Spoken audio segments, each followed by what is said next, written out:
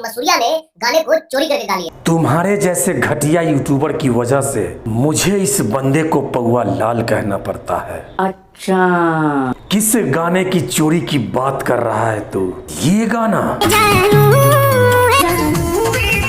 धुन मैच हो गया तो ये गाना चोरी का हो गया। और जो तुम्हारा पप्पा पौआ लाल एक सप्ताह पहले जो गाना लाया है वो धुन क्या तुमने खुद बनाया था या तेरे नाजायज पप्पा ने? पहले आप सब इस गाने को सुनिए, अब इस गाने को सुनिए। दोनों गाने का थंबनेल देखिए, सेम टू सेम। इस गाने पे चोरी का ठप्पा क्यों नहीं लगाया? क्योंकि ये तुम्हारे पप्पा ने गाया था।